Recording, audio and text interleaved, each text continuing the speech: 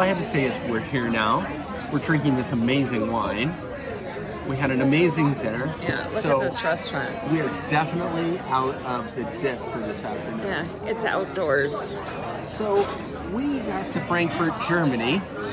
But Frankfurt, Germany, I'm like, cool. I can say I've been here. Everything's great. Well, we followed the signs in German, in English. We've got to get from Terminal 2 to Terminal 1. So we're trying to get to Terminal 2, or Terminal 1, and follow the sign. Next thing we know, it's taking us out of the controlled area. So we have to go through customs. We have to go through security. They frisked me down. They decided to look at Beth's bag, and meanwhile the clock is ticking because our flight is already boarded. How long did all that take? You know, in hindsight, it probably only took an extra 25 minutes or so. But seeing as they were supposed to be boarding and closing the door within 5 minutes of when we got to the end of security, I just remember telling you, we have 5 minutes, but we're still going to make it.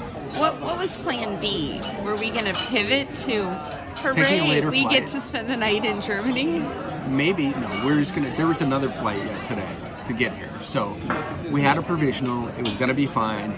But turns out then, of course, as the Lord would have blessed us, the crew hadn't arrived for the plane yet.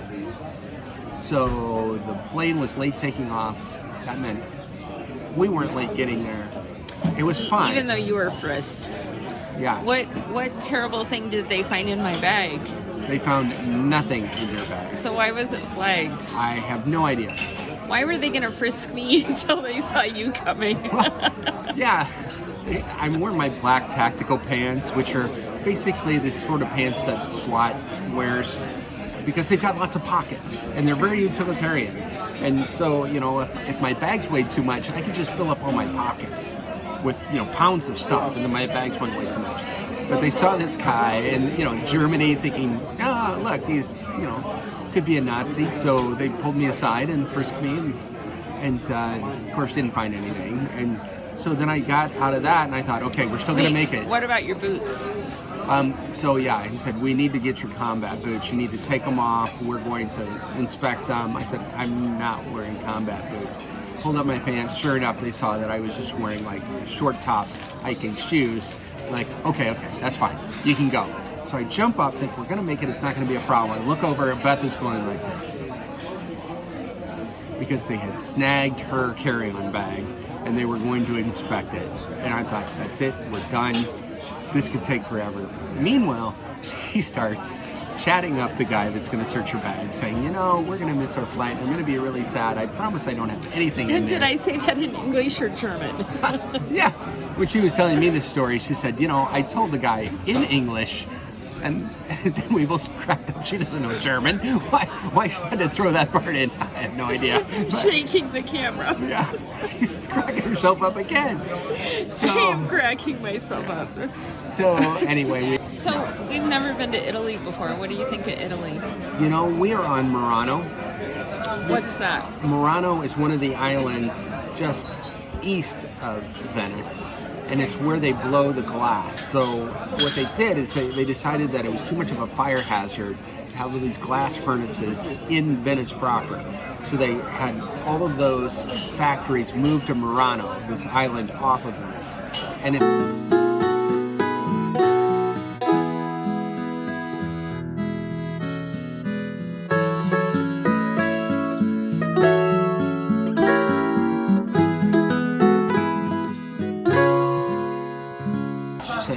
very quaint place with hardly any people. Beautiful, Wait, colorful hardly houses. any people? That's like our kind of place. It is like our kind of place. So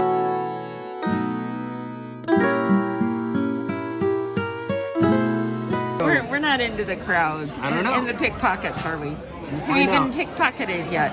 no, but Beth has me completely locked down. Let's put it this way: when it's time for me to pay for something, it takes a little while. Where would one find your money, honey? Buried in several layers of security, along with my phone, which is really a hassle because every now and then I want to check my phone, and I've got to break security to get it out. You're making the phone shake again. Well, I'm just saying, I'm pretty sure I don't have to worry about pickpockets. We are locked down. Famous last words. So, one other story real quick. You've probably already seen the video on our business class seats on Aer Lingus, flying from Chicago to Did we do a video on that? Dublin. Yes, we shot a video of you. It was the before video when we just got there. I don't think we actually posted any videos. Okay, well, we've got the video. We haven't posted it yet, but we will. So Beth is showing off the seats and how great it is. Okay, here is Beth in her business class seat. She's waited a year to get the miles accumulated so that we could fly to Dublin this way. I could not be more excited. Steve, I don't think there's enough leg room. Take a picture. Honey, I have to tell you, there's enough leg room. What about Leg when I room lay is down? not an issue for you. What about when I lay down? And you've got champagne. Cheers. What I just found, Steve. What did you find in your seat? There's a massage button. There's a massage button. Yes. As well as a recline button. Yes, yes. I'm going to lay all the way down here soon. Yes. I can't wait to see I don't think I can do that now. I'm going to take some still pictures of you when you're all the way laid down. Here I go. Do I have to hold the button the whole time I'm going? No, I think maybe you need to be in flight. Maybe they don't give you a massage until you're in flight. Here. Yeah? Because it's we don't get to do this very often. Wait, I've never done it. And so also Not very often. The reason you do it is so that you can sleep and beat the jet lag. And so I was feeling pressure. It's like I've got this fancy seat. It's gonna recline. I'm gonna put on my mask. Oh, it's all the way I'm gonna down. put on my earplugs, and I'm gonna sleep. Are we going to talk about the rest of it? Yes. So what happened was The CPAP mask and the I whole had deal. the whole 9 yards, but I was completely sensory deprived. I have no idea what the flight attendants thought. They probably took pictures of me while I was sleeping, for all I know, because it was pretty extreme. I took blackmail pictures. Oh, okay. Well, that's good to know. So I'm laying there thinking, I have to sleep, I have to sleep, I have to sleep, because this is really important. And so, I'm getting all worked up, and of course I can't sleep, but I'm staying very still. And that's when the 3-year-old in the next row starts screaming. She was right in front of you. And she kept crying. And she kept crying. This wasn't for minutes, It's folks. a This was for 7.5 hour hours. flight. I would say she was crying for at least 6 of the 7.5 hours.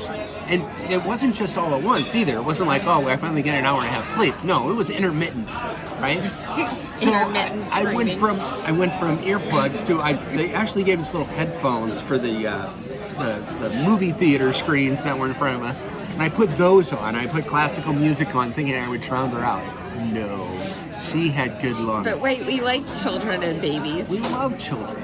But meanwhile, I'm sitting there thinking, well, I'm off the hook. I have a complete excuse why I didn't sleep in business class, because this girl's screaming all the time. Who can sleep when the girl's screaming? So then I got so relaxed thinking I'm off the hook, I fell asleep. And I actually slept for like 2.5 hours So on the flight. how many people were in business class? Like 40 or 30? No, there were like 25. 25. How And- many people were angry? 24, including the girl's father. Yeah, it was not good. It was not good. So I did send a little note to Aer Lingus suggesting that, maybe kids in business class where people are trying to sleep, not a good combination. But so that's my story of business class on Aer Lingus, So- sleeping but not sleeping. So you've never been to Italy before. What do you think of it? So far I love drinking great wine. We had a great meal. Do Murano you remember is my beautiful. famous quote as we were walking over here to dinner? No, what was your famous quote? I was like, oh my gosh, it's just like Epcot. Yeah, it's like, it's just so idyllic. It's just like Epcot. I don't know, Beth, this is the real thing. Epcot is completely fake. Okay? This is the real thing. I mean, the facades that are crumbling and everything are actual buildings that are crumbling. It's not like they had to work hard to make it that way. They just had to let it sit there for, 80 years. And everybody owns a boat instead of a car. Yeah. So you they all buy a they have house? one parking space in front of their house, which is for the boat.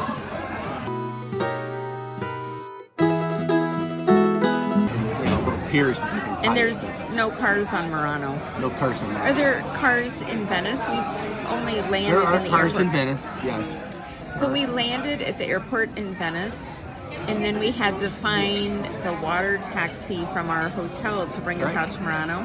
The hotel shuttle. And that was was a brilliant. boat. So here we are leaving the airport. You can see the beautiful boat right behind us.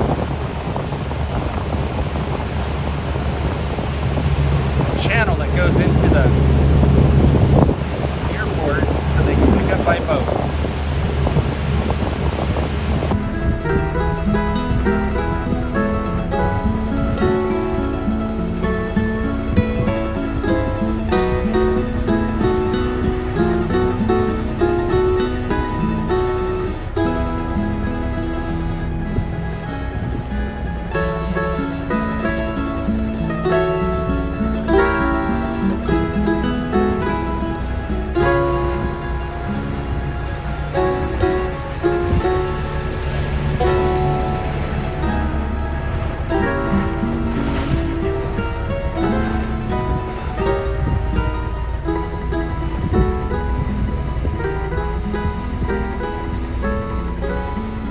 How did I figure out where to go? Do you remember? Yeah, there's a little sign, and it had blue water in a boat, and it said water taxis, and so water transportation. Yeah, and I found those, and I followed the signs, and Steve's like, this is brilliant. How do you know where to go? I'm so happy you know where we're going, because I don't know where we're at. And so finally she pointed at the sign, I'm like, now I get it. So then I was following the signs too. And then we're going to go to sleep, because it's been 26 hours now of traveling. Longer than that. We've been awake for a while. It's funny how we were both like ready to just skip dinner and go back to the hotel.